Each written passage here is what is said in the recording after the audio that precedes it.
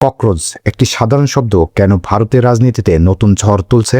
যাদেরকে ব্যঙ্গ করে ককরোচ ডাকা হয়েছিল, আজ তারাই রাস্তায় নেমে পুরো দেশকে চমকে দিচ্ছে।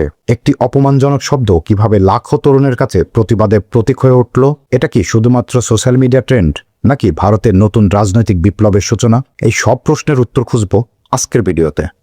2026 সালের মে মাসে ভারতের প্রধান বিচারপতি সূর্যকান্ত তার একটি শুনানিতে দেশের কিছু বেকার ও অনলাইন অ্যাক্টিভিস্টকে ককরোচ বলে মন্তব্য করেন, যা সে সময় ব্যাপক সমালোচনার জন্ম দেয়। তরুণরা এই মন্তব্যকে অপমানজনক মনে করে সামাজিক যোগাযোগ মাধ্যমে চরম ক্ষোভ প্রকাশ করেন। অনেক তরুণরা একে অপমান হিসেবে না দেখে একে প্রতিবাদের প্রতীক বানিয়ে নেয়। এই ঘটনার পরে অভিজিৎ ডিপকি নামক একজন আমেরিকান প্রবাসী ছাত্র অনলাইনে একটি প্ল্যাটফর্ম গড়ে তোলেন, যার নাম দেওয়া হয় ককরোচ জনতা পার্টি। তার মুখ্য উদ্দেশ্য ছিল ব্যঙ্গের মাধ্যমে রাজনৈতিক হতাশা, বেকারত্ব এবং তরুণদের ক্ষোভ প্রকাশ করা। তাদের যুক্তি ছিল তেলাপোকারা সহজে ধ্বংস হয় না, তারা যে কোনো কঠিন পরিবেশে নিজেদের মানিয়ে নিতে পারে।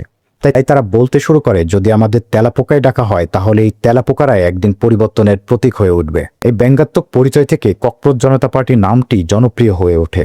জেনজি তরুণদের প্রধান অভিযোগগুলোর মধ্যে ছিল নিয়োগ পরীক্ষার প্রশ্ন ফাঁস, নিয়োগে অনিয়ম, বেকারত্ব বৃদ্ধি, জীবনযাত্রার ব্যয় বৃদ্ধি এবং তরুণদের সমস্যাকে রাজনৈতিকভাবে গুরুত্ব না দেওয়া। প্রথমে এটি ছিল ইনস্টাগ্রাম এবং টুইটারে মিম ভিত্তিক প্রচারণা।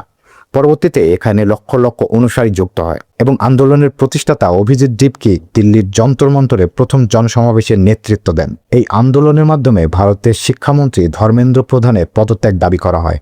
ককরোচ জনতা পার্টি এখনো কোনো আনুষ্ঠানিক রাজনৈতিক দল নয়, তবে তা যুব সমাজের অসন্তোষের প্রতীক হয়ে উঠেছে। বিশ্লেষকদের মতে এটি ভারতের বেকারত্ব এবং সোশ্যাল মিডিয়া পাওয়ারকে বাস্তব আন্দোলনের রূপ দিয়েছে।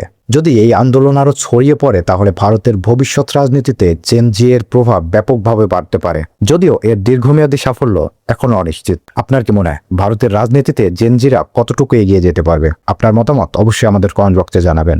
Thank you.